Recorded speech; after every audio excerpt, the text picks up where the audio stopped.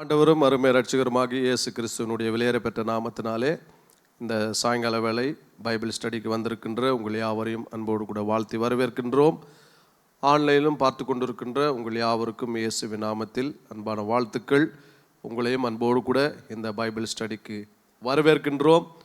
இந்த Bible study மூலமாக நீங்கள் ஆசீர்வதிக்கப்பட்டிருப்பீர்கள் என்று சொன்னால் நீங்கள் இந்த பைபிள் ஸ்டடியை மற்றவர்களுக்கும் ஃபார்வர்ட் செய்து கிறிஸ்துவை பற்றியதான வெளிப்பாடுகளை அவர்களும் அறிந்து கொண்டு கிறிஸ்துவுக்குள் வளர்ந்து நல்ல ஒரு சுவிசேஷ ஊழியத்தை செய்ய அவர்கள் நல்ல ஒரு சீஷனாய் மாறும்படிக்கு கர்த்தர் அவர்களுக்கு உதவி செய்ய நீங்கள் மற்றவர்களுக்கும் இதை ஃபார்வர்ட் செய்து நீங்கள் மற்றவர்களுக்கும் இதை அறிமுகப்படுத்தும்படி உங்களை அன்போடு கூட ஞாபகப்படுத்துகின்றோம். இந்த நாளிலே இந்த பைபிள் ஸ்டடியை தேவன் ஆசீர்வதிக்கும்படியாய் நாம் ஏற்கனங்களிலே ஜெபித்து நாம் தொடர்ந்து கர்த்தருடைய வார்த்தையை நாம் கவனிக்க நாம் ஜெபிப்போம். கர்த்தர் நமக்கு கிருபை பாராட்டுவாராக.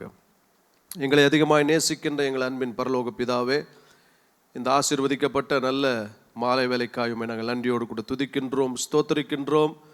கர்த்தர் நீர் எங்கள் பேரில் பாராட்டி வருகின்ற உம்முடைய இரக்கம், கிருபை, தயவு, அன்பு, நன்மைகள் யாவற்றிற்கும் நாங்கள் நன்றி செலுத்துகின்றோம். நிறைவான உம்முடைய குமாரனாகிய கிறிஸ்துவை எங்களுக்கு கொடுத்து எங்களுடைய வாழ்வில் இருக்கின்ற எல்லா குறைகளையும் நீக்கி கிறிஸ்துவின் சாயலுக்கு ஒப்பாக எங்களை நீர் பரிசுத்த ஆவியினுடைய வல்லமையினாலே மறுரூபமாக்கி கொண்டிருக்கின்ற உம்முடைய எல்லா தயவிற்காக உம்மை நாங்கள் நன்றியோடு துதிக்கின்றோம், ஸ்தோத்திரிக்கின்றோம். இந்த மாலை வேளை பைபிள் ஸ்டடியை கர்த்தர் நீர் எங்களுக்கு ஆசீர்வதித்து தாரும். தொடர்ந்து உம்முடைய கிருபை எங்களோடு கூட இருந்து எங்களை வழிநடத்தட்டும், ஆசீர்வதிக்கட்டும். இயேசு கிறிஸ்துவின் விலையேறப்பெற்ற நாமத்தில் ஜெபிக்கிறோம் எங்கள் ஜீவனுள்ள நல்ல பிதாவே, ஆமேன், ஆமேன். God bless you. கர்த்தர் உங்களை ஆசீர்வதிப்பாராக. கடந்த 2 வாரங்களாக ஆதியாகமம் 1ஆம் அதிகாரம் அதனுடைய 2ஆம் வசனத்தை குறித்து நாம் கர்த்தருடைய வார்த்தையிலிருந்து அநேக கிறிஸ்துவை பற்றியதான வெளிப்பாடுகளை நாம் அறிந்து கொண்டு வருகின்றோம். பூமியானது ஒழுங்கின்மையும் வெறுமையுமாய் இருந்தது என்கின்ற இந்த முதல் பகுதியை பூமியை இயேசு கிறிஸ்துவோடு கூட ஒப்பிட்டு இயேசு கிறிஸ்துவும் கூட அந்த உலகத்திலே மனுஷனாய் வந்த பொழுது அவர் பாவங்களுக்காக அடிக்கப்பட்ட பொழுது அவருடைய ரூபம் அங்கே அவரை காணத்தக்க ரூபம் இல்லாமல் இருந்தது என்று சொல்லி ஏசாயா தீர்க்கதரிசி எழுதினதை நாம் இந்த பூமியோடு கூட ஒப்பிட்டு கர்த்தருடைய வார்த்தையை நாம் அறிந்து கொண்டோம். அது மாத்திரமல்ல, வெறுமையுமாய் இருந்தது என்று சொல்லி கர்த்தருடைய வார்த்தையிலே எழுதப்பட்டபடி பிலிப்பியர் 2ஆம் அதிகாரத்திலே அவர் தேவனுடைய ரூபமாயிருந்தும் தேவனுக்கு சமமாய் இருப்பதை கொள்ளையாடின பொருளாய் எண்ணாமல் தம்மை தாமி வெறுமையாக்கி என்று சொல்லி கர்த்தருடைய வார்த்தையிலே அப்போஸ்தலனாகிய பவுல் நமக்கு எழுதுவதை குறித்து நாம் அறிந்து கொள்ள முடியும். ஆகவே இந்த 2 வார்த்தைகளும் இயேசு கிறிஸ்துவனுடைய மீட்பின் திட்டத்திலே அவருடைய வாழ்விலே சம்பந்தப்பட்டவைகளாக இருக்கின்றது. இந்த உலகத்தில் அவர் வந்த பொழுது அவர் ஒழுங்கின்மையாக்கப்பட்டிருந்தார். பாவங்கள் அவர் மேல் சுமத்தப்பட்டு அவரை அடித்து காயப்படுத்தினது நிமித்தம் அவர் வெறுமையாக்கப்பட்டிருந்தார். அவரிடத்தில் எல்லாமே இருந்தது, எல்லா வல்லமையும் இருந்தது, அவர்தான் எல்லாவற்றையும் படைத்தவர். இருந்த போதிலும் எல்லாவற்றையும் அவர் வெறுத்து வெறுமையாக்கி அடிமையின் ரூபம் எடுத்து மனுஷ சாயலானார் என்று கர்த்தருடைய வார்த்தை சொல்லப்பட்டிருக்கிறபடி கர்த்தருடைய அந்த திட்டத்திலே இந்த பூமியும் இயேசு கிறிஸ்துவனுடைய இந்த முதலாம் வருகையும் குறித்து எழுதப்பட்டிருக்கிறதை நாம் கர்த்தருடைய வார்த்தையிலே அறிந்து கொண்டோம். போன வாரத்திலே இருளை குறித்து நாம் கர்த்தருடைய வார்த்தையில் கவனித்தோம். ஏனென்று சொன்னால் இந்த இருள் என்பது இயேசு கிறிஸ்துவனுடைய வாழ்க்கையோடு கூட, அதாவது அவர் தேவனுடைய குமாரன், அவர் தேவன், அவரிடத்தில் இருள் இல்லை. ஆனால் அவர் மரித்ததின் மூலமாக இந்த மரண இருளுக்குள்ளாக அவர் சென்றார். இயேசு கிறிஸ்து ஜீவனை விட்டார், மரித்தார் என்பது ஒரு உபதேசத்தில் முக்கியமான உபதேசம். ஏனால் பாவத்தின் சம்பளம் மரணம். ஆகவே நம்முடைய பாவத்திற்கான சம்பளம் இயேசு கிறிஸ்துவின் பேரில் செலுத்தப்பட்டு அவர் மரித்தார். மரித்து அவர் அடக்கம் பண்ணப்பட்டார். அடக்கம் பண்ணப்பட்டது மாத்திரமல்ல, அவருடைய ஆத்தும அழிவுக்கு போகாதபடிக்கு பிதா பரிசுத்த ஆவியின் வல்லமையினாலே அவருடைய ஆத்துமாவை அவர் அழிவுக்கு போகாதபடிக்கு காத்து அவரை மறுபடியும் உயிரோடு கூட எழுப்பினார் என்பதை கர்த்தருடைய வார்த்தையிலிருந்து நாம் கவனிக்க முடியும். இன்றைக்கு ஒரு முக்கியமான வார்த்தையை நாம் வேதத்திலிருந்து தியானித்து தொடர்ந்து நாம் கர்த்தருடைய வார்த்தையை நாம் கவனிக்க போகின்றோம். இன்றைக்கு ஆழம் என்கின்ற வார்த்தையை இன்றைக்கு நாம் கர்த்தருடைய வார்த்தையிலே நாம் கவனிக்க போகின்றோம். ஆழத்தின் மேல் இருள் இருந்தது. இந்த ஆழமும் இருளும் ஒன்றையொன்று சம்பந்தப்பட்டதாக இருக்கின்றது. எங்கெங்கெல்லாம் ஆழம் என்கின்ற வார்த்தை வருகின்றதோ, எங்கெங்கெல்லாம் இருள் என்கின்ற வார்த்தை வருகிறதோ, அங்கு மரணத்தோடு கூட பாதாளத்தோடு கூட இந்த வார்த்தைகள் சம்பந்தப்பட்டவைகளாய் வருகின்றது. இவைகள் இரண்டும் இயேசு கிறிஸ்துவினுடைய வாழ்விலே நாம் பார்க்க முடியும். இயேசு கிறிஸ்து மரித்தார். மரித்தது மாத்திரமல்ல, அவர் பாதாளத்துக்கு சென்று பாதாளத்திற்கும் நரகத்துக்கும் உரிய திறவுகோல்களை கைகளில் வைத்து கொண்டிருக்கிறார் என்று சொல்லி கர்த்தருடைய வார்த்தையிலே எழுதப்பட்டிருக்கிறது. இந்த டீப், ஆழம் என்கின்ற வார்த்தையினுடைய எபிரேய வார்த்தை என்னவென்று சொன்னால் டெஹோம், TEHOM. ஸ்கிரீனில் நீங்கள் பார்த்தீர்கள் என்று சொன்னால் டெஹோம் என்கின்ற வார்த்தையை நாம் பார்க்க முடியும். டெஹோம் என்று சொன்னால் இதனுடைய அர்த்தம் அபாய்ஸ், ABYSS, அபாய்ஸ். டெஹோம் என்று சொன்னால் பாதாளம் என்று அர்த்தம், அல்லது நரகம் என்று ஒரு பொருளும் உள்ளது. சங்கீதம் 77:16 வசனத்தை நாம் வாசிக்கும் பொழுது கர்த்தருடைய வார்த்தையிலே இப்படி சொல்லப்பட்டிருக்கிறது. சங்கீதம் 77:16 வசனம், ஜலங்கள் உம்மை கண்டது தேவனே, ஜலங்கள் உம்மை கண்டு தத்தளித்தது, ஆழங்களும் கலங்கியது என்று கர்த்தருடைய வார்த்தை சொல்லப்பட்டிருக்கிறது. இந்த ஆழங்கள் கலங்கியது அப்படி என்று கர்த்தருடைய வார்த்தையிலே சொல்லப்பட்டிருக்கிறது. ஆழம் என்று சொன்னால் படுகுழி, பாதாளம், நரகம் என்று அர்த்தம். இப்போ இந்த வார்த்தையின்படி ஆழங்கள் உம்மை கண்டு கலங்கியது என்று கர்த்தருடைய வார்த்தையிலே எழுதப்பட்டிருக்கிறது. அப்படின்னா யாரை பார்த்த உடனே பாதாளமும் நரகமும் அலர்ந்தது அல்லது கலங்கினது என்று சொன்னால், தேவகுமாரனாகிய இயேசு கிறிஸ்து இந்த உலகத்திற்கு வந்து மரித்து பூமிக்கு கீழாக இருக்கின்ற ஆழத்தில் இருக்கின்ற பாதாளத்துக்கு சென்று பாதாளத்தின் திறவுகோல்களை, அவர் நரகத்தின் திறவுகோல்களை கைகளில் வாங்கி எடுத்துக்கொண்டு வந்தார். அப்பொழுது சென்ற பொழுது அந்த ஆழமானது தேவகுமாரனை கண்டு கலங்கியது என்று சொல்லி கர்த்தருடைய வார்த்தை சொல்லப்பட்டிருக்கிறது. ஆகவே தான் இயேசு கிறிஸ்து மத்தேயு 16:18 சொன்னார், நான் என் சபையை கட்டுவேன், பாதாளத்தின் வாசல்கள் அதை மேற்கொள்ளுவதில்லை என்று சொல்லி. இயேசு கிறிஸ்து ஒருவரை மாத்திரம்தான் இந்த பாதாளமானது பிடித்து வைக்க முடியவில்லை. இந்த உலகத்திலே மனுஷனாய் பிறந்த எல்லாரும் பாதாளத்துக்கு சென்றார்கள். ஆனால் அவர்கள் எல்லாரும் பாதாளத்தில் அப்படியே இருக்கிறார்கள். ஆனால் தேவகுமாரனாகிய இயேசு கிறிஸ்து மாம்சத்தில் வந்து இந்த உலகத்திலே நம்முடைய பாவங்களுக்காக மரித்து அவர் பாதாளத்துக்கு சென்றார். பாதாளமானது அவரை பிடித்து வைக்க முடியவில்லை. பாதாளத்தின் அதிகாரங்கள், வல்லமைகள் இயேசு கிறிஸ்துவை அடக்கி வைக்க முடியவில்லை. 3ஆம் நாள் அவர் மரணத்தை ஜெயித்து, பாதாளத்தை ஜெயித்து, நரகத்தையும் ஜெயித்து தம்முடைய கைகளில் பாதாளத்தின் திறவுகோல்களையும் நரகத்தின் திறவுகோல்களையும் உடையவராய் இருக்கின்றார். அந்த இயேசு கிறிஸ்துவை விசுவாசிக்கின்ற நமக்கு அவர் என்ன கொடுத்திருக்கிறார் என்று சொன்னார், நம்மையும் பாதாளம் மேற்கொள்ள முடியாது, நம்மையும் நரகம் மேற்கொள்ள முடியாது. ஏனா கிறிஸ்துவுக்குள் நம்மை எப்பொழுதும் எவ்விடங்களிலும் எல்லா காரியங்களிலேயும் தேவன் நம்மை வெற்றி சிறக்க பண்ணுகிறவராய் இருக்கின்றார். அதை தான் 1 கொரிந்தியர் 15 பவுல் சொல்லுகின்றார், மரணமே உன் கூர் எங்கே, பாதாளமே உன் ஜெயம் எங்கே? மரணத்தின் கூர் பாவம், பாவத்தின் சம்பளமாகிய மரணத்தை இயேசு கிறிஸ்து சந்தித்து தோற்கடித்தபடியினாலே நமக்கு ஜெயம் கொடுக்கின்ற கிறிஸ்து இயேசுவினாலே நம்முடைய வாழ்விலையும் மரணத்தின் பேரில் நமக்கு அதிகாரம் கிடையாது. மரணம் நம் பேரில் எந்த அதிகாரத்தையும் செலுத்த முடியாது. ஆகவே தான் சங்கீதக்காரன் எழுதும் பொழுது ஆழமானது உம்மை கண்டவுடன் கலங்கியது என்று எழுதுகின்றார். இந்த எபிரேய வார்த்தையில் டெஹோம் என்கின்ற வார்த்தையினுடைய அர்த்தங்கள், பல விதமான அர்த்தங்கள் வேதத்திலே எழுதப்பட்டிருக்கிறது.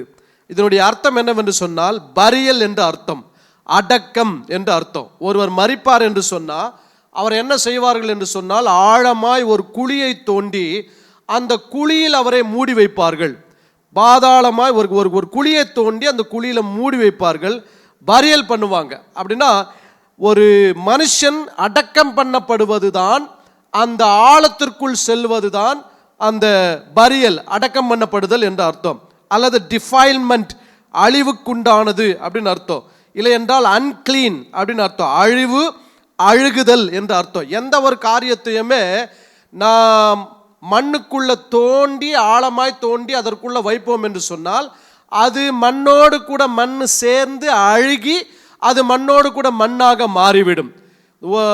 நாம் எந்த ஒரு விதையாவது இந்த பூமியிலே நாம் ஆழமாய் தோண்டி அந்த விதையை நாம் போடுவோம் என்று சொன்னால், முதல் அந்த விதையானது அழுகி உருவம் மாறி மரித்து அதற்கு பின்பதாக அந்த உருவமானது புதிய சாயலை அடைந்து பூமியின் மேல் முளைத்து வருகின்றது. ஆகவே இந்த பாதாளம் என்று சொன்னால் அழிவுக்குண்டான ஒரு இடம் அல்லது அழுகுதல் என்று அர்த்தம். ஆனால் வேதத்தில் நம்ம வாசிக்கும் பொழுது எல்லா ஆத்துமாக்களும் ஒரு சில இயேசு கிறிஸ்து விசுவாசிக்காத அல்லது ஆத்துமா அழிவுக்கு இயேசுவை விசுவாசிக்காத ஆத்துமாக்கள் அழிவுக்கு போகின்றது. ஆனால் வேதத்தில் ஒரே ஒரு ஆத்துமா தான் அழிவுக்கு போகாமல் இருந்தது. அந்த ஆத்துமா யாருடைய ஆத்துமா என்று சொன்னால் தேவகுமாரனாகி இயேசு கிறிஸ்துனுடைய ஆத்துமா. அந்த தேவகுமாரனை, அவர்தான் தேவனால் அனுப்பப்பட்ட கிறிஸ்து என்று யார் யாரெல்லாம் விசுவாசிக்கின்றார்களோ அவர்களுடைய ஆத்துமாக்கள் அவருடைய இரத்தத்தினாலே மீட்கப்பட்டு அழிவுக்கு செல்லாமல் நித்திய ஜீவனுக்கு செல்லுகின்றதா இருக்கின்றது. அதுதான் அப்போஸ்தலர் புத்தகத்திலே லூக்கா தெளிவாக எழுதுவார். அப்போஸ்தலர் 13ஆம் அதிகாரம் 34ஆம் வசனத்திலிருந்து 35ஆம் வசனம் வரைக்கும் நான் வாசிக்க போகின்றோம். பாருங்க, இனி அவர் அழிவுக்குட்படாதபடிக்கு அவரை மரித்தோரில் இருந்து எழுப்பினார் என்பதை குறித்து தாவீதுக்கு அருளின நிச்சயமான கிருபைகளை உங்களுக்கு கட்டளையிடுவேன் என்று திருவுளம் பற்றினார். அன்றியும் உம்முடைய பரிசுத்தரின் அழிவை காண ஒடீர் என்று வேறொரு சங்கீதத்தில் சொல்லி இருக்கிறது. இந்த ரெண்டு வசனங்களை வாசிக்கும் பொழுது முதல் வசனம் 34ஆம் வசனம் இப்படியா சொல்லுகின்றது, இனி அவர் அழிவுக்குட்படாதபடிக்கு அவரை மரித்தோரில் இருந்து எழுப்பினார். இயேசு கிறிஸ்துனுடைய ஆத்துமா அழிவுக்கு செல்லவில்லை. ஏனென்று சொன்னால் தேவகுமாரன் நம்முடைய பாவங்களுக்காக மரித்ததினாலே அவருடைய ஆத்துமா அழிவுக்கு செல்லாமல் தேவன் 3ஆம் நாளில் இயேசுவை உயிரோடு கூட எழுப்பினது மாத்திரமல்ல, தாவீதுக்கு அருளின நிச்சயமான கிருபைகளை உங்களுக்கு கட்டளையிட்டேன் என்று சொல்லுகின்றார். உங்களுக்கு என்று சொன்னா இயேசு கிறிஸ்து மரித்து உயிரோடு கூட எழுந்தார் என்று யார் ஒருவர் விசுவாசிக்கின்றார்களோ அவர்களுக்கு தாவீதுக்கு ஆண்டவர் செய்த நித்திய உடன்படிக்கையின் கிருபையை வாக்கு பண்ணுகின்றார். அந்த கிருபையானது உங்களை பலப்படுத்தி அந்த கிருபையானது உங்களுக்கு ஜீவனை கொண்டு வருகிறதா இருக்கிறது. ஏனென்றால் அதே சங்கீதக்காரன் சொல்லுகின்றார், அவர் சொல்லும் பொழுது ஜீவனை பார்க்கிலும் கிருபை மேலானது என்று சொல்லுகின்றார். ஏன்னா கிருபைதான் ஒருவருக்கு ஜீவனை கொண்டு வருகிறது, அழிவிலிருந்து ஒரு மனுஷனை காப்பாற்றுகின்றது. இயேசுவை தேவன் அழிவுக்குட்படாதபடிக்கு அவரை மரித்தோரிலிருந்து எழுப்பினார். தாவீதுக்கு அருளின நிச்சயமான கிருபைகளை அவருக்கு கொடுத்தார். உம்முடைய பரிசுத்தரின் அழிவை காண ஒடீர் என்று சொல்லப்பட்டிருக்கிற வார்த்தையின்படி இயேசு கிறிஸ்துனுடைய ஆத்துமா அழிவுக்கு செல்லவில்லை. அவர் தேவனால் எழுப்பப்பட்டார். பரிசுத்த ஆவியினுடைய வல்லமையினால் உயிர்ப்பிக்கப்பட்டார். இருளும் ஆழமும் இயேசு கிறிஸ்துவினுடைய மரணத்தையும் பாதாளத்துக்கு சென்றதையும் நமக்கு தெளிவாக காண்பிக்கின்றது. அப்போ ஆதியாகமம் 1:2 பூமியானது ஒழுங்கின்மையும் வெறுமையுமாய் இருந்தது, ஆழத்தின் மேல் இருள் இருந்தது, தேவ ஆவியானவர் ஜலத்தின் மேல் அசைவாடி கொண்டிருந்தார். அடுத்த வாரம் இந்த சப்ஜெக்டை படிப்போம். ஸ்பிரிட் அண்ட் வாட்டர் என்கின்ற பாடத்தை அடுத்த வாரம் நம்ம படிப்போம். ஆனால் இந்த வாரம், போன வாரம் இருளை குறித்து நாம் படித்தோம், இந்த வாரம் ஆழத்தை குறித்து நாம் படிக்கின்றோம். போன வாரம் இருள் என்று சொன்னால் மரணத்தை தான் இருள் என்று நாம் போன வாரத்தில் பைபிள் ஸ்டடியில் படித்தோம். ஏனென்று சொன்னால் இந்த இருள் என்கின்ற வார்த்தை எங்கெங்கெல்லாம் வருகின்றதோ அந்த இடத்துல மரணம் என்கின்ற வார்த்தை இணைக்கப்பட்டிருக்கிறது. சங்கீதக்காரன் சங்கீதம் 23 நான் மரண இருளின் பள்ளத்தாக்கிலே நடந்தாலும் என்று எழுதுகின்றார். ஏசாயா தீர்க்கதரிசன புத்தகத்திலே மரண இருளின் திசையில் உட்கார்ந்தவர்களுக்கு பெரிய வெளிச்சம் உண்டானது என்று எழுதுகின்றார். மத்தேயு 1 அதிகாரத்தில் வாசிக்கும் பொழுது இதே தீர்க்க தரிசனத்தை மத்தேயும் எழுதுகின்றார். மரண திசையில் இருக்கின்றவர்கள் பெரிய வெளிச்சத்தை கண்டார்கள் என்று எழுதுகின்றார். அப்போ மரணம் எங்கெங்கெல்லாம், இருள் எங்கெங்கெல்லாம் அந்த வார்த்தை பயன்படுத்தப்படுகின்றதோ மரணம் என்கின்ற வார்த்தை அதோடு கூட சேர்க்கப்படுகின்றது. இயேசு கிறிஸ்துவும் இருளுக்கு சென்றார். இருள் என்று சொன்னால் மரணத்துக்கு சென்றார். மரணம் மாத்திரமல்ல, அவர் ஆழத்திற்கும் சென்றார். ஆழம் என்று சொன்னார் பாதாளத்திற்கும் சென்றார். அப்போ ஆதியாகமம் 1 அதிகாரம் 2 இயேசு கிறிஸ்து இந்த உலகத்தை படைத்தவர் மனுஷனா இந்த உலகத்திற்கு வந்து மரித்து பாதாளத்துக்கு சென்று உயிரோடு கூட எழும்புவதை அந்த 1 அதிகாரம் 2 பூமியானது எங்கே இருந்தது என்று சொன்னால் இருளுக்குள்ளவும் ஆழத்துக்குள்ளவும் இருந்தது. அந்த இருளுக்குள் ஆழத்தில் இருந்த பூமியை தேவ ஆவியானவர் அசைவாடி கொண்டிருந்தவர் வெளியே கொண்டு வந்து புதிய சிருஷ்டியா இந்த உலகத்திற்கு முன்பதாக நிறுத்தினார். இது எதை காண்பிக்கிறது என்று சொன்னார், மரணத்திலேயும் பாதாளத்திலும் சென்ற தேவகுமாரனை பிதா தம்முடைய பரிசுத்த ஆவியினுடைய வல்லமையினால் உயிரோடு கூட 3ஆம் நாள் எழுப்பி வெளிச்சமாக இந்த உலகத்திற்கு கொண்டு வந்தார். அந்த பூமியானது புதிய சிருஷ்டியாய் வெளியே வந்த உடனே அந்த பூமிக்குள் இருந்த விதைகளெல்லாம் முளைத்து அவைகளெல்லாம் ஜீவன் பெற்று பூமியிலிருந்து எல்லா ஜீவ ஜந்துக்களும் புறப்பட்டது. இயேசு கிறிஸ்து உயிரோடு கூட எழுந்து இந்த உலகத்திற்கு வந்த உடனே அவர் செய்தது, சீஷர்களின் பேரிலே பரிசுத்த ஆவியை ஊதி பெற்றுக்கொள்ளுங்கள் என்று சொன்னால் அந்த பரிசுத்த ஆவியானவர் அவர்களுக்குள்ளே வந்த பொழுது அவர்களும் புதிய சிருஷ்டிகளாய் மாறி ஜீவனை பெற்றவர்களாய், சாதாரண ஜீவன் அல்ல, நித்திய ஜீவனை பெற்றவர்களாய், கனி கொடுக்கிறவர்களாய் கர்த்தர் இந்த உலகத்திலே வைத்தார். ஆகவே ஆழம் என்று சொன்னால் அது பாதாளத்தையும் நரகத்தையும் குறிக்கின்றது. The deep, the place of death. மரித்தவர்கள் இருக்கும் இடம்தான் ஆழம். இதை வேதம் தெளிவாய் குறிப்பிடுகின்றது. ஆனால் கிறிஸ்து மரித்து பாதாளத்துக்கு சென்றார். பாதாளத்துக்கு மாத்திரம் செல்லவில்லை, பாதாளத்திலிருந்து உயிரோடு கூட எழுந்தார் என்று வேதம் சொல்லுகின்றது. இதுதான் கிறிஸ்துவ விசுவாசம். இயேசு பாவங்களுக்காக மரித்தார் என்பது ஒரு உபதேசம். மரித்து அடக்கம் பண்ணப்பட்டார் என்பதும் ஒரு உபதேசம். அடக்கம் பண்ணப்பட்டு அவர் பாதாளத்துக்கு சென்றார் என்பது ஒரு உபதேசம். அது மாத்திரமல்ல, 3ஆம் நாள் அவர் உயிரோடு கூட எழுந்தார் என்பதும் விசுவாசம், உபதேசம். இதை விசுவாசிக்கிறவர்களுக்கு தேவன் பாவ மன்னிப்பின் நிச்சயத்தையும் ரட்சிப்பையும் நித்திய ஜீவனையும் கொடுக்கிறவராய் இருக்கின்றார். எபேசியர் 4 அதிகாரம் 8-10 வாசிக்கும் பொழுது அப்போஸ்தலனாகிய பவுல் இந்த சம்பவத்தை மிகவும் தெளிவாக விளக்கி காண்பிக்கின்றார். எபேசியர் 4 அதிகாரம் 8 ஆதலால் அவர் உன்னதத்துக்கு ஏறி சிறைப்பட்டவர்களை சிறையாக்கி மனுஷர்களுக்கு வரங்களை அளித்தார் என்று சொல்லியிருக்கிறார். ஏறினாள் என்பதினால் அவர் அதற்கு முன்னே பூமியின் தாழ்விடங்களில் இறங்கினார் என்று விளங்குகிறது அல்லவா. இப்போ பவுல் தெளிவா எழுதுகின்றார், அவர் உன்னதத்துக்கு ஏறினார். இப்போ இயேசு கிறிஸ்து மரித்து உயிரோடு கூட எழுந்த பின்பதாக 40 நாள் இந்த உலகத்தில் தம்மை உயிரோடு கூட இருக்கிறவராக காண்பித்தார். பின்பதாக வானத்திலிருந்து மேகத்திலிருந்து 2 தேவதூதர்கள் வந்து அவரை மேலே பரத்துக்கு எடுத்துக்கொண்டு சென்றார்கள். அவர் உன்னதத்துக்கு ஏறி சென்றார்.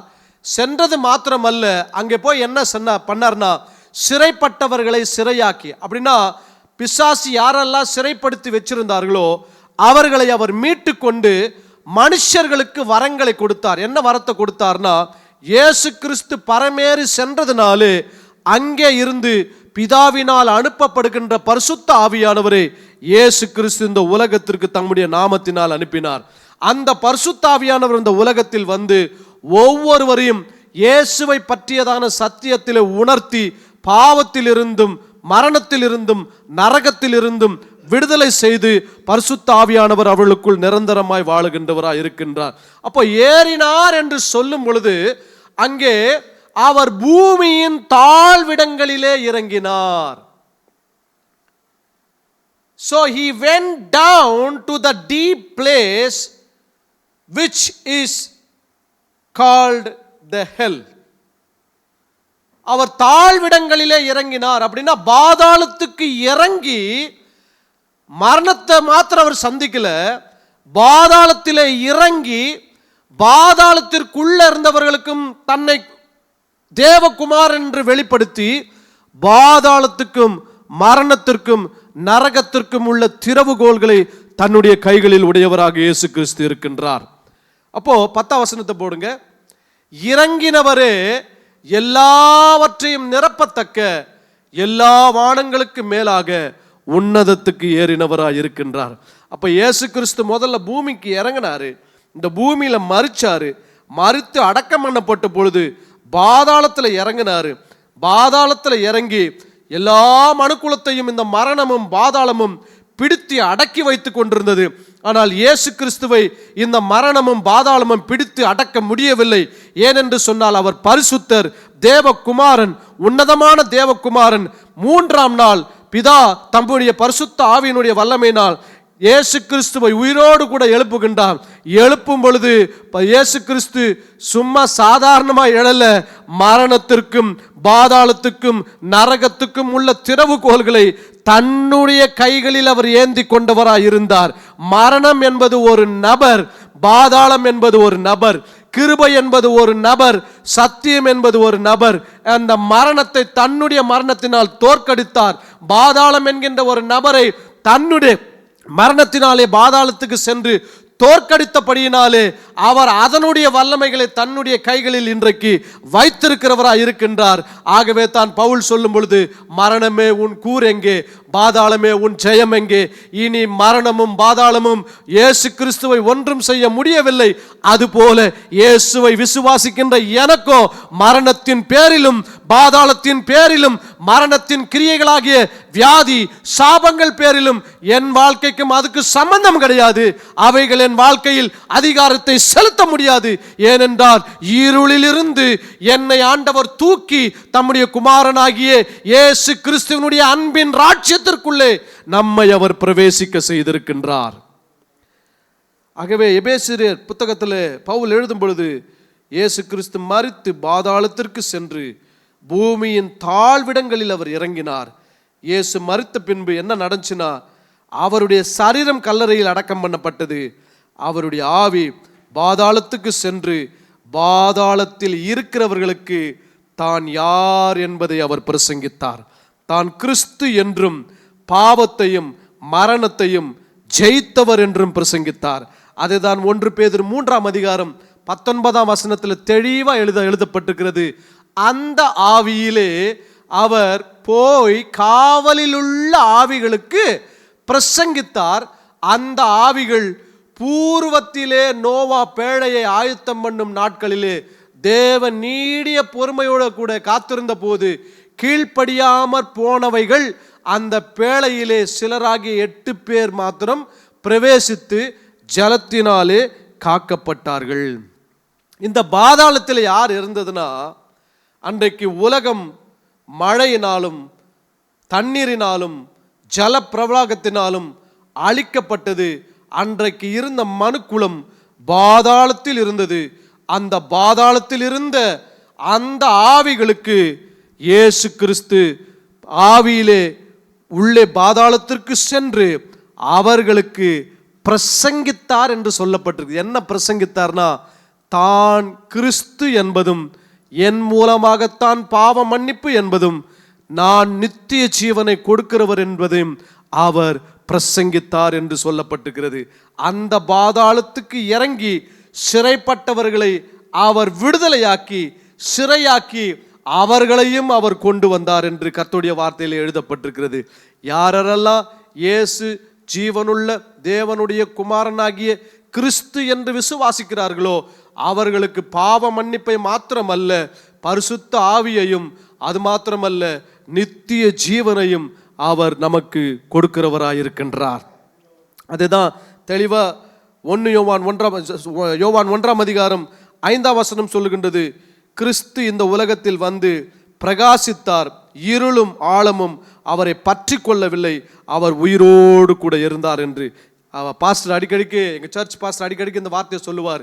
அந்த ஒளி இருளிலே பிரகாசித்தது, இருளானது பற்றி கொள்ளவில்லை. அது மாத்திரமல்ல, எந்த மனுஷனையும் பிரகாசிக்க பண்ணுகிற மெய்யான ஒரு ஒளி. அப்ப மெய்யான ஒரு ஒளி என்று சொன்னா இயேசு கிறிஸ்து அவர் இருளிலே பிரகாசிக்கிற ஒளியா இருந்தார். ஆழத்துல இருள் இருந்தது, பாதாளத்துல இருள் இருந்தது. ஆனா இயேசு கிறிஸ்து எப்படி சென்றார் என்று சொன்னா இருளாய் செல்லவில்லை, வெளிச்சமாய் சென்றார். அந்த இருளும் அந்த பாதாளமும் இயேசு கிறிஸ்துவை பற்றி கொள்ளவில்லை. அவரை விசுவாசிக்கின்ற நம் பேரிலும் கூட இருளுக்கும் பாதாளத்துக்கும் அதிகாரம் கிடையாது. 1 யோவான் 1:5 சொல்லுகின்றது, there is no darkness in him. தேவன் ஒளியாய் இருக்கிறார், அவரில் எவ்வளவேனும் இருள் இல்லை. இது நாங்கள் அவரிடத்தில் கேட்டு உங்களுக்கு அறிவிக்கிற விசேஷமா இருக்கின்றது. பாருங்க, தேவனுக்கு இருள் என்பது ஒரு பொருட்டே கிடையாது. அப்படின்னா நமக்கு தான் இருளை பார்த்தா பயம். நாம் தான் இருள் என்று சொன்னால் மரணம், பாவம் என்று சொல்லுகின்றோம். ஆனால் தேவனுக்கு இருளை பார்த்து பயப்பட வேண்டிய அவசியமே கிடையாது. ஏன்னா இருளையும் வெளிச்சத்தையும் அவர் வெவ்வேறாக பிரித்தவர். இந்த இருளை குறித்து நாம் படிக்கிறப்போ வேதத்தில் இருளானது பலவிதமான நெகட்டிவ் காரியங்களுக்காக பயன்படுத்தப்பட்டிருக்குது. மரணம், பாதாளம், வியாதி, இப்படிப்பட்ட காரியங்கள்.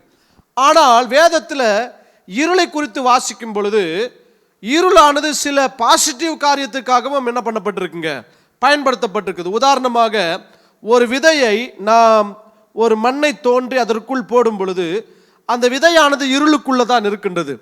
அந்த இருளுக்குள்ள ஏதோ ஒன்று நடக்கின்றது.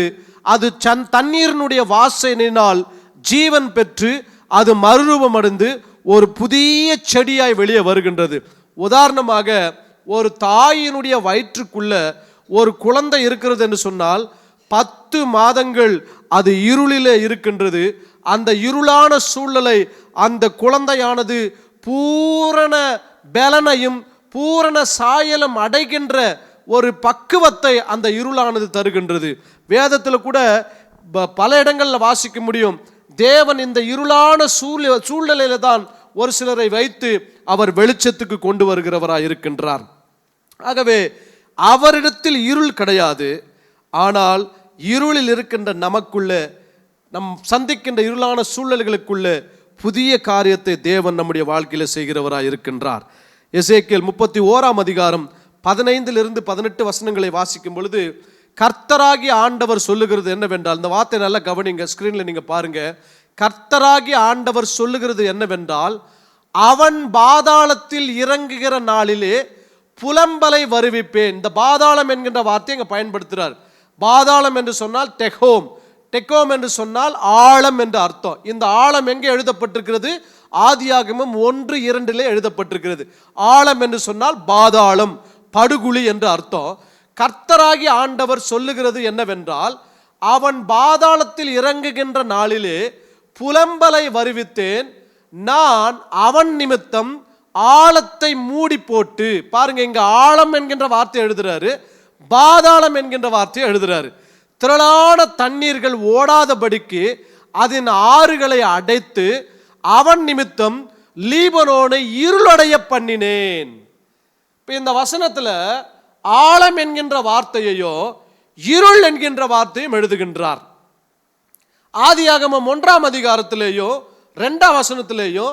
ஆழம் என்கின்ற வார்த்தையும் இருள் என்கின்ற வார்த்தையும் வருகின்றது. அந்த வார்த்தைகளை எழுதும் பொழுது பாதாளம் என்கின்ற வார்த்தையையும் சேர்த்து எசேக்கியேல் எழுதுகின்றார். அப்போ லீபனோனை இருளடைய பண்ணினேன், வெளியின் விருட்சங்கள் எல்லாம் அவன் நிமித்தம் பட்டு போயின. அடுத்த வசனம், நான் அவனை குழியில் இறங்குகிறவர்களோட கூட பாதாளத்தில் இறங்க பண்ணுகையில் அவன் விடுகிற சத்தத்தினால் ஜாதிகளை அதிர பண்ணினேன். அவன் அவன் அவன் அவன் அங்க எழுதுறாருன்னா யாரை எழுதினார்னா பிசாசை எழுதுகின்றார், வலு சர்பத்தை எழுதுகின்றார், பழைய பாம்பாகிய சத்துருவு இவனை பற்றி எழுதுகின்றார். அவனை ஆண்டவர் விழப்பண்ணுகின்ற விழத்தல நாள் ஆண்டவர் அவனை பாதாளத்தில் விழப்பண்ணுகையில் அந்த விழுகின்ற சத்தத்தினாலே ஜாதிகளை அலற பண்ணினேன். அப்பொழுது பூமியின் தாழ்விடங்களில் ஏதேனின் விருட்சங்களும் லீபனோனின் மேன்மையான சிறந்த விருட்சங்களும் தண்ணீர் குடிக்கும் சகல மரங்களும் ஆறுதல் அடைந்தன. இப்போ எசேக்கியேல் கண்ட இந்த தரிசனத்தின் வார்த்தை என்னன்னா, தேவகுமாரனாகிய இயேசு கிறிஸ்து ஒரு நாள் பிசாசாகிய பழைய பாம்பை இந்த பாதாளத்தில் அவர் இறங்க பண்ண போகின்றார். இந்த பாதாளத்தில் தள்ள போகின்றார். தள்ளும் பொழுது பூமியில் இருக்கின்ற ஜனங்கள் எல்லாம் அதை கேள்விப்பட்டு சந்தோஷப்படுவார்கள். ஏதேனின் விருட்சங்களும் லீபனோனின் மேன்மையான சிறந்த விருட்சங்களும் தண்ணீர் குடிக்கும் சகல மரங்களும் ஆறுதல் அடைந்தன. இங்க சொல்லப்பட்ட விருட்சங்கள் விருட்சங்கள் விருட்சங்கள் என்று சொன்னா ஏதேனின் விருட்சங்கள் லீபனோனின் விருட்சங்கள் என்ன மரத்தை குறித்து சொல்லல, இயேசு கிறிஸ்துவை விசுவாசிக்கின்ற தேவ பிள்ளைகளை குறித்து இங்கு சொல்லுகின்றார். அப்பொழுது அவர்கள் ஆறுதல் அடைவார்கள். ஏன் என்று சொன்னால் பாதாளத்திலே யார் தள்ளப்படுவான் என்று சொன்னால் பிசாசானவன் தள்ளப்படுவான். அடுத்த வசனம் வாசிங்க. அவனோட கூட இறங்குகிறவர்களும் ஜாதிகளின் நடுவே அவன் நிழலில் குடியிருந்து அவனுக்கு புலபயந்தமா இருந்தவர்களும் பட்டயத்தால் வெட்டுண்டவர்கள் அண்டையில் பாதாளத்தில் இறங்குவார்கள். அப்போ பிசாசோடு கூட அவனுக்கு துணையா இருக்கிறவர்கள், அவனுடைய வேலையை செய்கின்றவர்கள், அவனோட கூட தள்ளப்பட்ட விழுந்து போன தூதர்கள், இவர்கள் எல்லாரும் தான் பாதாள குழியில் இறங்குவார்கள்.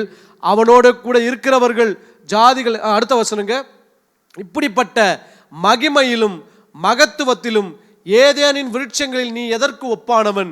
ஏதேனின் விருட்சங்களும் கூட நீயும் பூமியின் தாழ்விடங்களில் இறக்கப்பட்டு பட்டயத்தாலே வெட்டுண்டவர்களோடு கூட விருத்த சேதனம் இல்லாதவர்களின் நடுவிலே கிடப்பாய்.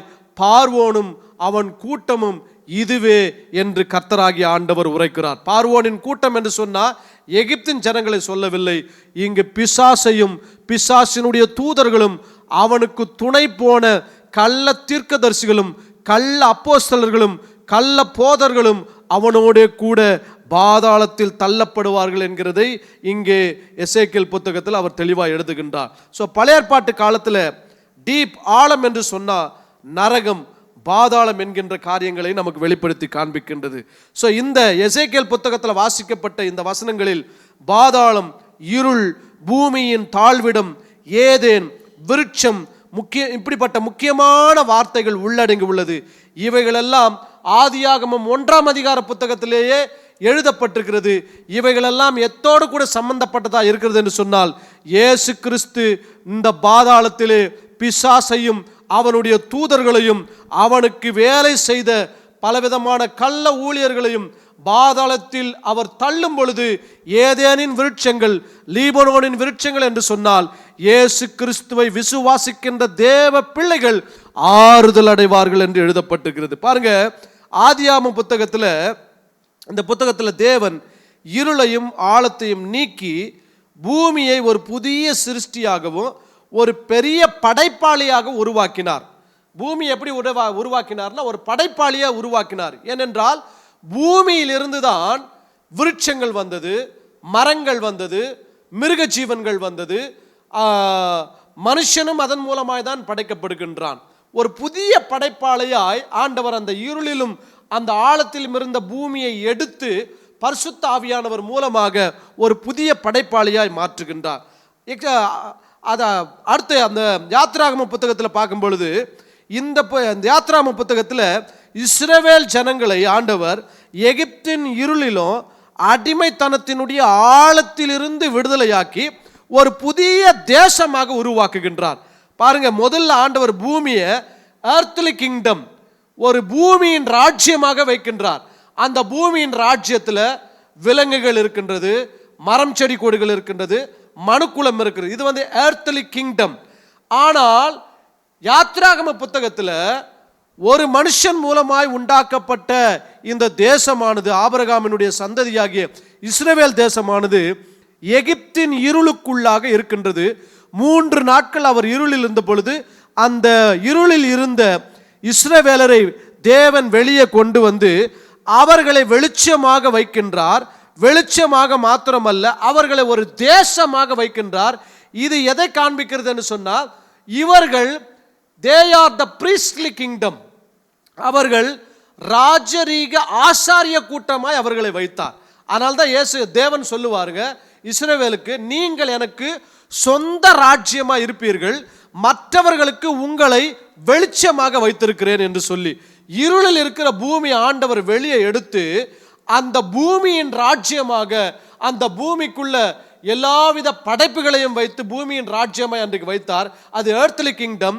எகிப்திலிருந்து இஸ்ரவேலை ஆண்டவர் வெளியே எடுத்து அவர்களை தனக்கு சொந்த ராஜ்யமாக, சாதாரணமான ராஜ்யம் அல்ல, ஆசாரிய ராஜ்யமாக அவர்களை இந்த பூமியிலே வைத்தார். ஆனால் புதிய ஏற்பாட்டில் ஆண்டவர் என்ன செய்தார்னா, 2 கொரிந்தியர் 4ஆம் அதிகாரம் 6ஆம் வசனம் சொல்லுகின்றது. அந்த வசனத்தை வாசிக்க கேட்கலாம். இருளிலிருந்து வெளிச்சத்தை பிரகாசிக்க சொன்ன தேவன், இருளில் இருந்த இஸ்ரவேலை வெளிச்சத்திற்கு கொண்டு வந்த தேவன், அவர் என்ன பண்ணார்னா, இயேசு கிறிஸ்துவின் முகத்தில் உள்ள, இயேசு கிறிஸ்துவ முன்பதாக வைக்கின்றார். இயேசு கிறிஸ்துவின் முகத்தில் உள்ள தமது மகிமையின் அறிவாகிய ஒளியை தோன்ற பண்ணும் பொருட்டாக நம்முடைய இருதயங்களிலே பிரகாசித்தார். என்ன அற்புதமான ஒரு வார்த்தை பாருங்க. இருள் வெளிச்சம் என்கின்ற வார்த்தை இங்க எழுதுறார். ஆதியாகமம் 1ஆம் அதிகாரம் 2ஆம் வசனமும் 3ஆம் வசனமும் முதல்ல இருள் என்கின்ற வார்த்தையை ஆவியானவர் எழுதி வச்சிருக்கிறாரு. 3ஆம் வசனத்தில் வெளிச்சம் என்கின்ற வார்த்தையை எழுதி வச்சிருக்கிறார். அப்போ நான் ஏற்கனவே சொன்னேன், ஆண்டவரே முதல்ல வெளிச்சம் தானே வரணும், ஏன் இருள் வருதுன்னா, அது கர்த்தருடைய வார்த்தையின்படி அதனுடைய விளக்கம் என்னவென்று சொன்னால், தேவகுமாரனாகிய இயேசு கிறிஸ்துவினுடைய மரணத்தையும் அவர் உயிரோடு கூட எழும்பி வெளிச்சமாக இந்த உலகத்திலே பிரகாசிக்கிறதையும் குறித்து எழுதப்பட்டிருக்கிறது. அப்போ ஆதியாகமம் 1:3 வெளிச்சம் உண்டாக கடவது என்று எழுதப்பட்டிருக்கிறது. ஆனால் அதனுடைய உண்மையான விளக்கம் என்னவென்று சொன்னால், வெளிச்சம் பிரகாசிக்க கடவது என்று சொல்லி. அப்போ இங்க பவுல் எழுதும் பொழுது, இருளில் இருந்து வெளிச்சத்தை பிரகாசிக்க சொன்ன தேவன் இயேசு கிறிஸ்துவின் முகத்தில் உள்ள தமது மகிமையின் அறிவாகிய ஒளியை தோன்ற பண்ணும் பொருட்டாக நம்முடைய இருதயங்களிலே பிரகாசித்தார். அன்றைக்கு வெளிச்சமானது பூமியின் மேலே பிரகாசித்தது. ஆனால் இன்றைக்கு வெளிச்சமானது நம்முடைய இருதயத்திலே பிரகாசிக்கின்றது. ஆகவே பவுல் எந்தெந்த இடத்துலலாம் இந்த வெளிச்சம் இருள் எழுதுகின்றாரோ அந்த இடத்துல இருள் என்கின்ற வார்த்தையை பயன்படுத்துவார். அவர்கள் மனதானது இருள் அடைந்தது அப்படின்னு எழுதுவாருங்க. அவருடைய இருதயமானது இருள் அடைந்தது என்று எழுதுவாருங்க.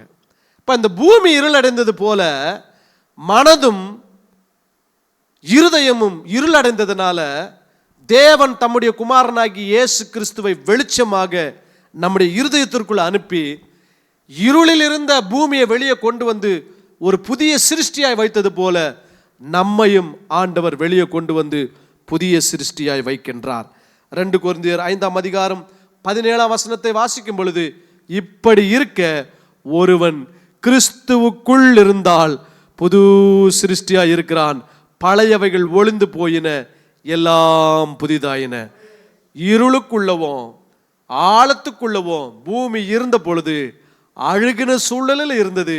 ஆனால் ஆவியானவர் அதை வெளியே கொண்டு வந்து வெளிச்சத்திற்கு நேராக நிற்க வைத்தார். நாமும் கூட கிறிஸ்து இல்லாத பொழுது இருளிலும் ஆழத்திலும் இருந்தோம்.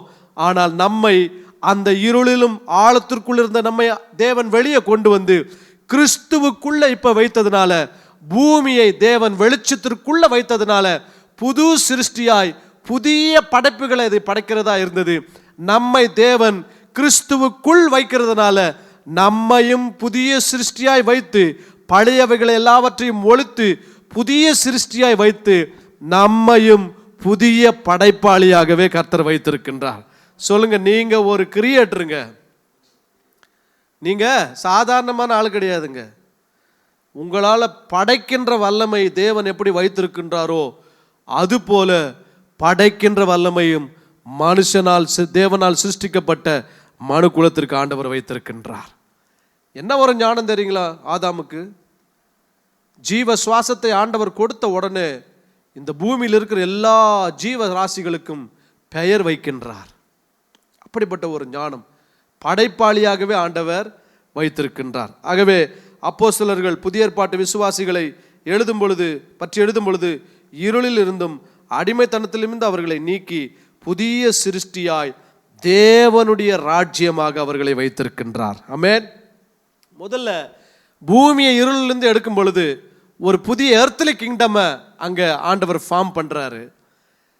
யாத்ராகம புத்தகத்தில் இஸ்ரவேலை வெளியே எடுக்கும் பொழுது, இருளிலிருந்து எடுக்கும் பொழுது அவர்களை ஆசாரிய ராஜ்யமாய் ஆண்டவர் என்ன பண்ணுறாருங்க? வைக்கின்றார்.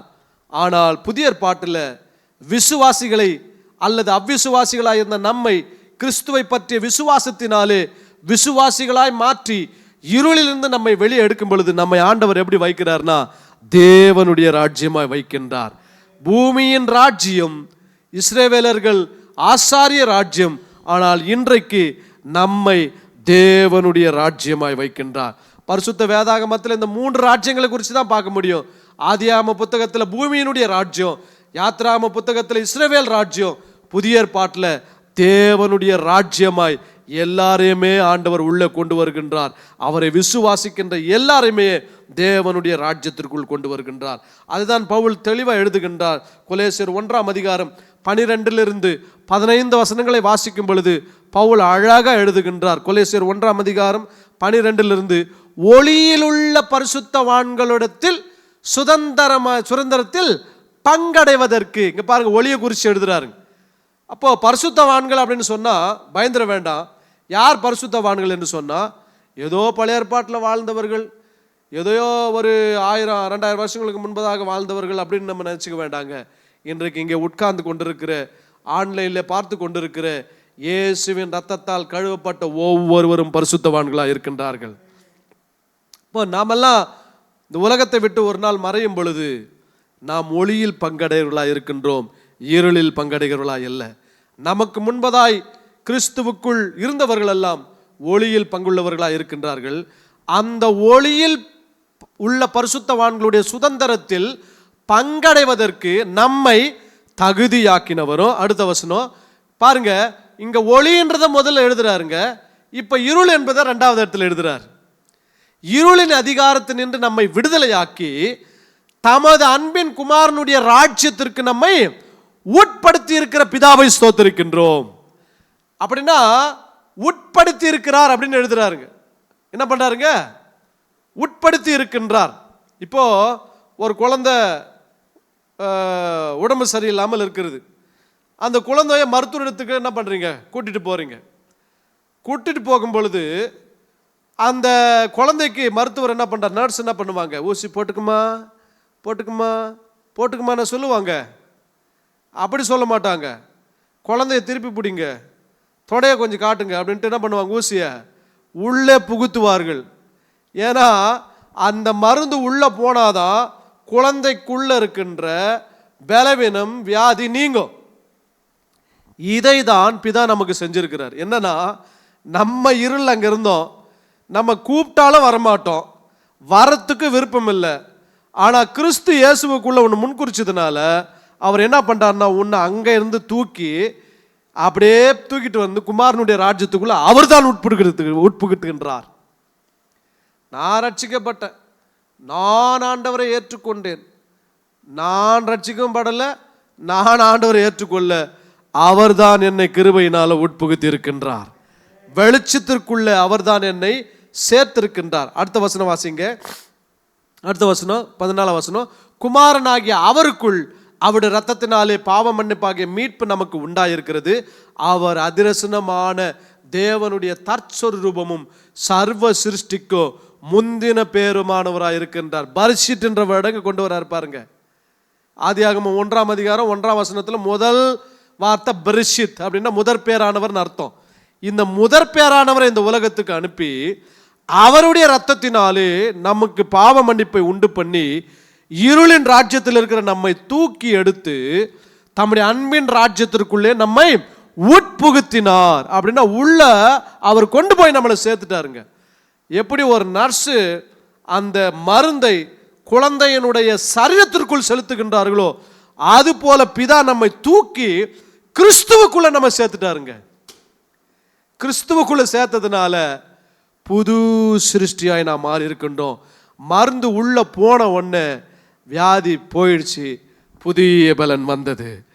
கிறிஸ்துவுக்குள்ள நாம் உள்ள போன உடனே பாவம் நம்மை விட்டு போகிறது, இருளின் அதிகாரம் நம்மை விட்டு போகின்றது, பிசாசின் கிரியைகள் நம்மை விட்டு வெளியே போகின்றது, வெளிச்சம் நமக்குள் வருகின்றது. வெளிச்சம் வந்த பிறகு கர்த்தர் நம்மை பிரகாசிக்கிறவளா வைக்கின்றார்.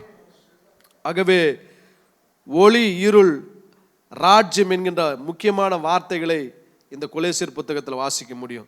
இருளின் ராஜ்யத்தில் இருந்தோம், ஆண்டவர் கொண்டு வந்து வெளிச்சத்தின் ராஜ்யத்திற்குள்ளே நம்ம வைக்கிறது மாத்திரமல்ல, பிசாசினுடைய பிடியிலிருந்து நம்ம விடுதலையாக்கி பிரகாசிக்க பண்ணுகிறவராக இருக்கின்றார். ஓகே, இப்போ ஆழம் என்று சொன்னா பாதாளம், நரகம் என்று அர்த்தம்.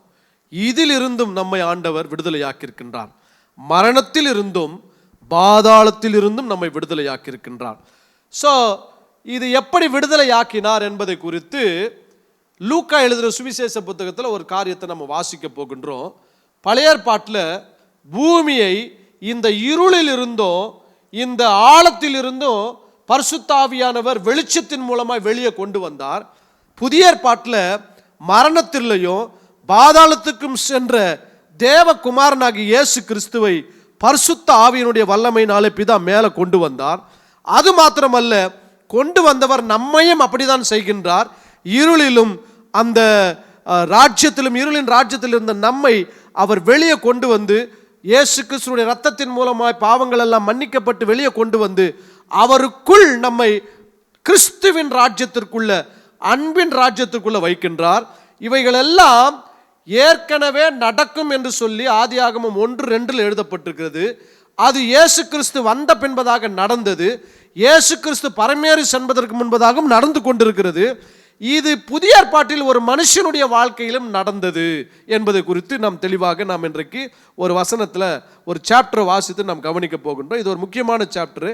இதை வாசிக்கும் பொழுது இந்த வசனங்கள் எல்லாம் நாம் கவனிக்கும்படி உங்களை அன்போடு கூட ஞாபகப்படுத்துகின்றேன். லூக்கா எழுதின சுவிசேஷ புத்தகம் 8ஆம் அதிகாரம் 26ஆம் வசனத்திலிருந்து 33ஆம் வசனம் வரைக்கும் வாசிக்கின்றேன். வாசிங்க, பாருங்க, நான் வாசிக்கின்றேன். பின்பு கலிலேயாவுக்கு எதிரான கதரேனுடைய நாட்டிலே சேர்ந்தார்கள். அவர் கரையில் இறங்கின போது நெடுநாளாய் பிசாசு பிடித்திருந்தவனோ வஸ்திரம் தரியாதவனோ வீட்டில் தங்காமல் பிரேத கல்லறைகளில் தங்கியிருந்தவனுமாயிருந்த அந்த பட்டணத்து மனுஷன் ஒருவன் இருந்தான். பிரேத கல்லறை, டீப் என்று சொன்னா கல்லறை என்று அர்த்தம், ஞாபகம் வைத்துக் கொள்ளுங்க. அடுத்த வசனங்க, அவன் இயேசுவை கண்ட பொழுது, யாரை பார்க்கிறான்னா வெளிச்சத்தை பார்க்கிறான். இயேசு யாருங்க? எந்த மனுஷனையும் பிரகாசிக்க பண்ணுகிற மெய்யான ஒளி. அவன் இயேசுவை கண்ட பொழுது கூக்குரலிட்டு அவருக்கு முன்பாக விழுந்து, இயேசுவே, உன்னதமான தேவனுடைய குமாரனே, எனக்கும் உமக்கும் என்ன, என்னை வேதனைப்படுத்தாதபடிக்கு உம்மை வேண்டிக் கொள்ளுகிறேன் என்று மகா சத்தமாய் சொன்னான். அந்த அசுத்த ஆவி அவனை விட்டு போகும்படி இயேசு கட்டளையிட்டபடினாலே அப்படி சொன்னான். அந்த அசுத்த ஆவி வெகு காலமாய் அவனை பிடித்திருந்தது. Long time. அவன் சங்கிலிகளினாலும் விலங்குகளினாலும் கட்டுண்டு காவல் பண்ணப்பட்டிருந்தும் கட்டுகளை முறித்து போட்டு பிசாசினால் வனாந்தரத்துக்கு துரத்தப்பட்டான். நல்லா கவனிக்கணும். பாதாளம் என்று எழுதுகின்றார், பிசாசு என்று எழுதுகின்றார், சங்கிலியினால் கட்டப்பட்டிருக்கிறதை இங்கே எழுதுகின்றார் லூக்கா. அப்போ அடுத்த வசனம், இயேசு அவனை நோக்கி உன் பேர் என்னவென்று கேட்டார். பிசாசு பிடிச்சிருந்த இந்த மனுஷன் சங்கிலியினால கட்டப்பட்டிருந்தான். அவனுடைய குடியிருப்பு எங்க இருந்தது என்று சொன்னா பிரேத கல்லறைகளில் இருந்தது. பிரேத கல்லறை என்று சொன்னால் எபிரேய வார்த்தையில் டெக்கோம்னு அர்த்தம். டெக்கோம் என்று சொன்னால் ஆழம், பாதாளம் என்று அர்த்தம். இப்போ இந்த மனுஷன் எங்கே இருக்கிறான்? அந்த ஆழம் பாதாளமான ஒரு சூழ்நிலைக்குள்ள இருக்கிறான். அந்த சூழ்நிலையில் இருந்த மனுஷனை இயேசு தேடி வெளிச்சமாய் செல்லுகின்றார். வெளிச்சத்தை பார்த்த உடனே அந்த மனுஷனுக்குள்ள இருந்த ஆவிகள் எல்லாம் கிரியை செய்யாம ஆரம்பிக்கிறது. அந்த மனுஷன் பிசாசினால் வனாந்தரத்துக்கு அனுப்பப்பட்டிருந்தான் என்று வேதம் சொல்லுகின்றது. அடுத்த வசனம், இயேசு அவனை நோக்கி உன் பேர் என்னவென்று கேட்டார். அதற்கு அவன் லேகியோன் என்றான். அநேகம் பிசாசுகள் அவனுக்குள் புகுந்திருந்தபடியினாலே. பிசாசு என்ன பண்ணப்பட்டிருந்துங்க? புகுந்திருந்தது. தேவன் நம்ம என்ன பண்ணாருங்க? விடுதலையாக்கி கிறிஸ்துவுக்குள்ள நம்ம வச்சுட்டாருங்க. அந்த பேரை சொன்னான். லேகியோன்னா 6000 அர்த்தம், 6000 பிசாசு ஒரு மனுஷனுக்குள்ள. அப்போ அந்த பிசாசுகள் என்ன சொல்லுது பாருங்க, தங்களை பாதாளத்திலே போக கட்டளையிடாதபடிக்கு அவைகளை வேண்டிக் கொண்டான். என்ன சொல்லுங்க? பாதாளத்திலே. அப்ப ஆழம் என்று சொன்னா என்னன்னா பாதாளம். டெக்கோம் என்று சொன்னால் பாதாளம். தங்களை பாதாளத்தில் போக கட்டளையிடாதபடிக்கு அவைகள் அவரை வேண்டிக் கொண்டது. அவைகளிடத்தில் அநேக பன்றிகள் கூட்டமாய் மலையிலிருந்து மேய்ந்து கொண்டிருந்து அந்த பன்றிகளுக்குள் போகும்படி தங்களுக்கு உத்தரவு கொடுக்க வேண்டும் என்று அவைகளை வேண்டிக் கொண்டன. பாருங்க, இந்த பிசாசெல்லாம் சேர்ந்து நாங்க பன்றிக்குள்ள போறோம்னு சொல்லுது. இருளில் இருந்த மனுஷன் இயேசு சந்தித்த உடனே அந்த மனுஷனை பிதா என்ன பண்ணுகின்றார்? அவனுக்குள் இருந்த பிசாசை ஓட்டி அந்த மனுஷனை கொண்டு வந்து வெளிச்சமாகி இயேசு கிறிஸ்துவுக்குள் உட்பகுத்துகின்றார். ஆனால் இந்த மனுஷனுக்குள் இருந்த பிசாசுகள் என்ன செய்தனா, எங்களை இப்ப பாதாளத்துக்கு அனுப்பாதீங்க, அனுப்புறது வந்தா பன்றிகளுக்குள் போகும்படிக்கு எங்களை அனுப்புங்க. பிசாசுக்கு ஏதோ ஒரு சரீரம் தேவைங்க. தேவனுக்கு சரீரம் தேவை. நம்முடைய தேவன் ஜீவன், நம்முடைய சரீரம் ஜீவனுள்ள தேவனுடைய ஆலயம். ஆனா பிசாசு வேற சரீரங்கள் மூலமாய் சென்று அவன் கிரியைகளை செய்கின்றான். இந்த பன்றி கூட்டத்துக்குள்ள போன உடனே தங்களுக்கு உத்தரவு கொடுக்க வேண்டும். அப்படியே பிசாசுகள் அந்த மனுஷனை விட்டு நீங்கி பன்றிகளுக்குள் புகுந்தன. அப்பொழுது அந்த பன்றி கூட்டமானது உயர்ந்த மேட்டிலிருந்து கடலிலே பாய்ந்து அமிழ்ந்து மாண்டன. இங்க தண்ணியை கொண்டு வர்றார் பாருங்க. இப்ப பூமி, ஜலம், ஆழம், இருள், இதே போல ஒரு மனுஷனுடைய வாழ்க்கை. ஆழம்னு சொன்னா பாதாளம், கல்லறை. பிசாசுகள் பாதாளத்துக்கு எங்களை அனுப்பாதுன்னு சொல்லுதுங்க. ஆண்டவர் அதை கேட்டு பன்றிகளுக்குள் அனுப்புகின்றார் அந்த ஆவிகளை. ஆனால் விடுதலையாக்கப்பட்ட மனுஷனை தேவன் வெளிச்சமாகிய கிறிஸ்துவுக்குள் உட்புகுத்துகின்றார். இந்த பன்றிகள் எல்லாம் என்ன பண்ணுச்சுங்க? உயர்ந்த மேட்டில் ஏறி கடலிலே பாய்ந்து மாண்டு போயின. கடல் என்கின்ற வார்த்தையை எழுதுறாருங்க. என்ன எழுதுறாருங்க? கடல். இது எதை நமக்கு காண்பிக்கிறதுன்னு சொன்னா, வெளிப்படுத்தல் 20ஆம் அதிகாரம் 1ஆம் வசனத்தை நாம் வாசிக்கும் பொழுது, பழைய வாசிங்க, ஒரு தூதன் பாதாளத்தின் திறவுகோலையும் பெரிய சங்கிலியையும் தன் கையில் பிடித்து கொண்டு வானத்திலிருந்து இறங்கி வர கண்டேன். அங்க ஒரு மனுஷனை பிடிச்சு சங்கிலினால கட்டி வச்சாங்க. ஆனா இங்க வானத்திலிருந்து ஒரு தூதன் அனுப்பப்பட போகின்றார். யாரை பிடிச்சு கட்ட போறார்னா, பிசாஸ் என்னும் சாத்தான் என்னும் சொல்லப்பட்ட பழைய பாம்பாகிய வலு சர்பத்தை அவன் பிடித்து அதை 1000 வருஷம் அளவும் கட்டி வைத்து அந்த 1000 வருஷம் நிறைவேறும் வரைக்கும் அதை ஜனங்கள் மோசம் போக்காதபடிக்கு அதை எங்க அடைச்சு வச்சாருங்க? பாதாளத்தில் அடைத்து அதன் மேல் முத்திரை போட்டான். லூக்கா எழுதின சுவிசேஷத்தில் எங்களை பாதாளத்துக்கு அனுப்பாத என்னதுங்க. ஆனால் இயேசு கிறிஸ்து இந்த உலகத்திற்கு வரும் பொழுது அந்தி கிறிஸ்துவையும் பழைய பாபாகிய பிசாசு என்ன பண்ண போறாருங்க? பிடித்து கட்டி அவர் பாதாளத்தில் வைத்து 1000 வருஷங்கள் நாம் அவரோடு கூட ஆளுகை செய்யும்படிக்கு நமக்கு கிருபை செய்வார். ஹல்லேலூயா. இப்போ இந்த பன்றிகள் எல்லாம் எங்க போய் மாண்டு போயின? கடல்ல போய் மாண்டு போயின. நீங்க அதே வெளிப்படுத்தல் நீங்க வாசித்து பார்த்தீங்கன்னா, அக்கினி கடல் என்று ஒன்று எழுதப்பட்டிருக்கிறது. அந்தி கிறிஸ்துவுக்கும் பிசாசுக்கும் இந்த அக்கினி கடல் ஆயத்த பண்ணப்பட்டிருக்கிறது. அந்த அக்கினி கடலிலே ஆண்டவர் யாரை தள்ளுவார் என்று சொன்னால், பிசாசையும் அவனுடைய தூதர்களையும் தேவன் அக்கினி கடலிலே தள்ளுகிறவராய் இருக்கின்றார். மரணமும் பாதாளமும் அக்கினி கடலிலே தள்ளப்படும். அதே 20ஆம் அதிகாரம் 14ஆம் வசனத்தை போடுங்க. 20ஆம் அதிகாரம், அது ரெவலேஷன் 20:14, 14ஆம் வசனம், அந்த ஒரு வசனம் மாத்திரம் போடுங்க, நம்ம முடிக்க போகின்றோம் ஜெபம் பண்ணி. வெளிப்படுத்தல் 20ஆம் அதிகாரம் 14ஆம் வசனம். ரைட். அப்பொழுது நல்லா கவனிங்க, மரணமும் பாதாளமும் எங்க தள்ளப்பட்டதுங்க? அக்கினி கடலிலே தள்ளப்பட்டது. இது இரண்டாம் மரணம். இந்த மரணம் என்பது ஒரு நபர், பாதாளம் என்பது ஒரு நபர்.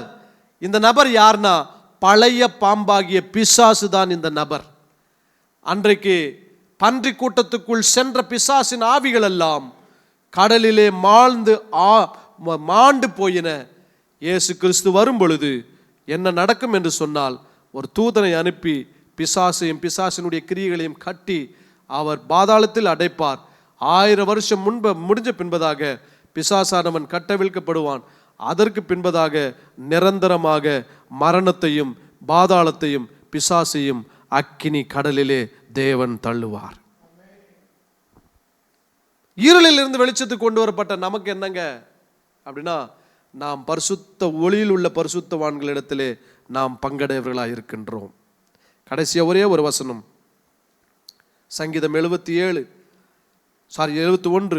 17 20 வசனங்களை வாசிக்கும் பொழுது தேவனுடைய கரத்தை குறித்து இந்த இடத்துல அருமையா சங்கீதக்காரன் எழுதுகின்றார். தேவனே, என் சிறு வயது முதல் எனக்கு போதித்து வந்தீர், இதுவரைக்கும் உம்முடைய அதிசயங்களை அறிவித்தேன். இப்பொழுதும் தேவனே, இந்த சந்ததிக்கு உம்முடைய வல்லமையும் வரப்போகின்ற யாவருக்கும் உம்முடைய பராக்கிரமத்தையும் நான் அறிவிக்கும் அளவும் முதிர் வயது வரைக்கும் நரையுள்ளவனாகும் வரைக்கும் என்னை கைவிடாதிருப்பீராக. தேவனே, உம்முடைய நீதி உன்னதமானது, பெரியவைகளை நீர் செய்தீர். பெரியவைகள்னா இயேசு கிறிஸ்துவை அனுப்பி நம்மை பாவத்திலிருந்து விடுதலையாக்கி நித்திய ஜீவனுக்கு உட்படுத்தினார். தேவனே, உமக்கு நிகரமானவன் யார்? அநேக இக்கட்டுகள் ஆபத்துகளையும் காணும்படி செய்த என்னை நீர் திரும்பவும் உயிர்ப்பித்து, அழகா எழுதுறாருங்க, திரும்பவும் என்னை பூமியின் பாதாளங்களிலிருந்து ஏற பண்ணுகின்றீர்.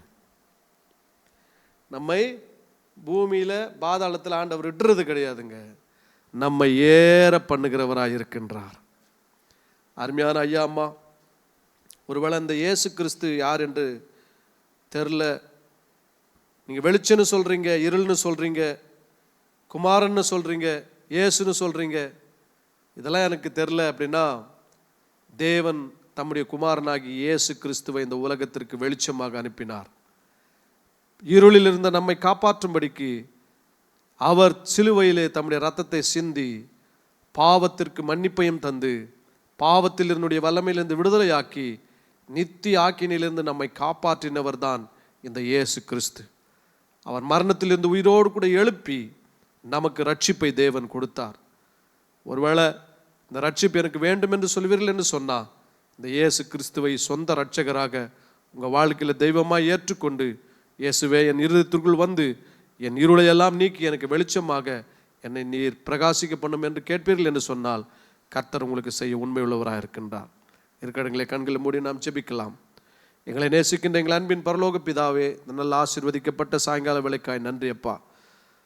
ஒரு பூமியை அந்த ஆழத்திலிருந்தும் இருளிலிருந்தும் வெளியே கொண்டு வந்து ஒரு படைப்பாளியாய் மாற்றியது போல, இஸ்ரவேலை எகிப்திலிருந்து வெளியே கொண்டு வந்து அவர்களை ஒரு புதிய ராஜ்யமாய் உலகத்திற்கு வெளிச்சமாய் வைத்தது போல, எங்களையும் பாவத்திலிருந்தும் மரணத்திலிருந்தும் பாதாளத்திலிருந்தும் நீர் வெளியே கொண்டு வந்து எங்களை தேவ ராஜ்யமாக இந்த பூமியிலே மேற்கொள்ளுகிறவளாய் வைத்த தயவிற்காக ஸ்தோத்திரம். ஆண்டவரே, இன்றைக்கு வாசிக்கப்பட்டபடி அசுத்த ஆவியினால் 6000 பிசாசுகள் ஒரு மனுஷனுக்குள் உட்புகுந்து பிரேத கல்லறைகளில் அவன் இருந்தான் என்று எழுதப்பட்டிருக்கிறது. ஆழம் என்று சொன்னால் பிரேத கல்லறை, அதிலிருந்து அவனை நீர் தூக்கி எடுத்து வெளிச்சத்திற்குள்ளாக நிறுத்தியது. எங்களுக்கு இந்த சம்பவமானது எங்களையும் நீர் மரணத்திலேயும் பாதாளத்திலையும் விடாமல் எங்களை திரும்பி ஏறி வர பண்ணி எங்களை உயிரோடு கூட எழுப்பி நித்திய ராஜ்யத்தில் எங்களை பங்கடைய செய்வீர் என்பதை நாங்கள் விசுவாசிக்கின்றோம்.